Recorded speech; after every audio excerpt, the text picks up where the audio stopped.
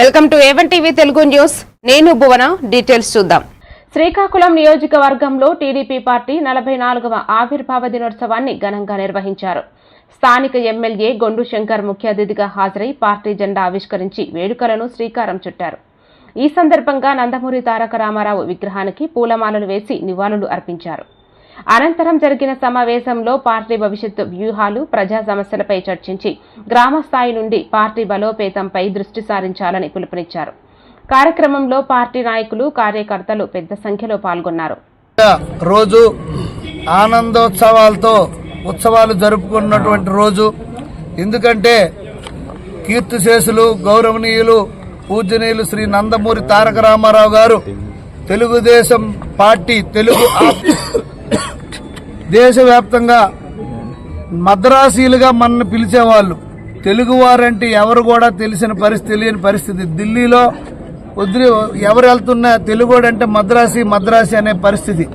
అలాంటి పరిస్థితిలో తెలుగుదేశం పార్టీ అన్న కీర్తిశేషులు నందమూరి తారక రామారావు స్థాపించి పేద బడుగు బలహీన వర్గాలకి కూడు గుడ్డ నీడ అనే నినాదంతో ఈ పార్టీ స్థాపించి తెలుగు ఆత్మగౌరవాన్ని చాటి చెప్పి, తెలుగు వారి సత్తా ప్రపంచవ్యాప్తం చాటి చెప్పి, ఢిల్లీ నడివీధులు గారు, ముఖ్యమంత్రి చంద్రబాబు నాయుడు గారు, అలాగే లోకేష్ అన్న గారు మానవ వనరుల శాఖ మంత్రి ఆధ్వర్యంలో రాష్ట్రం అభివృద్ధి చెందడమే కాకుండా అలాగే సంక్షేమం, ఒక పక్క పెట్టుబడులు పెద్ద ఎత్తున రావడం జరిగింది. ఇవన్నీ రాష్ట్రంలో ఎంత విప్లవాత్మకమైనటువంటి మార్పులు వచ్చాయంటే కేవలం తెలుగుదేశం పార్టీయే ఈ రోజు రాష్ట్రం వారి యోగక్షేమాలు కోరే పార్టీ తెలుగుదేశం పార్టీ. వారి కోసం నిత్యం పరితపిస్తూ కష్టపడుతున్న నాయకుడు, మహానుభావుడు శ్రీ నారా చంద్రబాబు నాయుడు గారు, అలాగే లోకేష్ అన్న గారు మానవ వనరుల శాఖ మంత్రి.